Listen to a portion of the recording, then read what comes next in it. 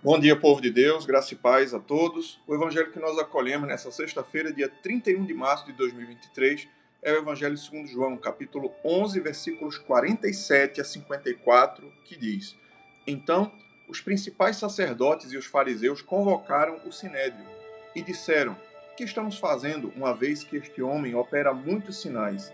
Se o deixarmos assim, todos crerão nele. Depois virão os romanos e tomarão não só o nosso lugar, mas a própria nação. Caifás, porém, um dentre eles, sumo sacerdote naquele ano, advertiu-os dizendo: Vós nada sabeis, nem considerais que vos convém que morra um só homem pelo povo e que não venha a perecer toda a nação. Ora, ele não disse isto de si mesmo, mas sendo sumo sacerdote naquele ano, profetizou que Jesus estava para morrer pela nação, e não somente pela nação, mas também para reunir em um só corpo os filhos de Deus, que andam dispersos. Desde aquele dia resolveram matá-lo, de sorte que Jesus já não andava publicamente entre os judeus, mas retirou-se para uma região vizinha, ao deserto, para uma cidade chamada Efraim, e ali permaneceu com os discípulos. O Evangelho do Senhor, louvado seja o Cristo, que as palavras do Santo Evangelho perdoem nossos pecados e nos conduzam à vida eterna. Queridos irmãos, a nossa semana, primeira semana da Paixão vai chegando ao fim. Próxima semana a gente já inicia a Semana Santa. E então nós vamos meditando todos os fatos relevantes e acontecimentos que vão culminar na paixão, morte e ressurreição do nosso Senhor. E então, hoje, nós meditamos o pacto sombrio entre os fariseus e os sacerdotes que ali no Sinédrio decidiram como vamos fazer para dar um fim, dar um destino a esse Jesus chamado Cristo. Afinal de contas, ele opera muitos sinais e já é considerado pelo povo. E a grande preocupação deles, ali colocado no Evangelho, era que eles poderiam perder o prestígio.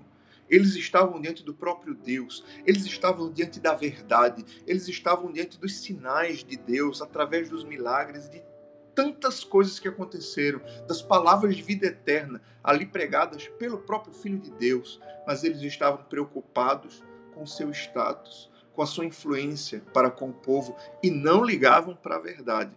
E aconteceu que o ódio assassino deles os fez participar de uma conjuração aonde eles prometeram que matariam Nosso Senhor. E então, o sumo sacerdote Caifás, aquele que foi um dos últimos sacerdotes da antiga aliança, ele, sem querer, profetizou dizendo: importa que um só morra pelo povo, para que toda a nação não venha a perecer. Mas isso ele falou, mesmo marcado por toda a maldade e malícia, na verdade, Deus fez com que ele profetizasse, sim, porque através da morte de um só, da morte de nosso Senhor Jesus Cristo, o próprio Deus ajuntaria, reuniria num só corpo todos os filhos de Deus que andavam dispersos. Aqui eu aprendo uma grande realidade. Enquanto os inimigos de Jesus tramavam, arquitetavam, quem sabe se regozijassem, quem sabe se alegrassem com a sua maldade, nossa, como nós somos espertos, como nosso plano é infalível, Deus estava cumprindo o plano dele. Assim como aconteceu com nosso Senhor Jesus Cristo, acontece com a igreja. Os homens traçam seus planos para fazer mal e fazem suas conjurações para destruir a igreja de Cristo. Mas o próprio Cristo nos prometeu que as portas do inferno não vão prevalecer.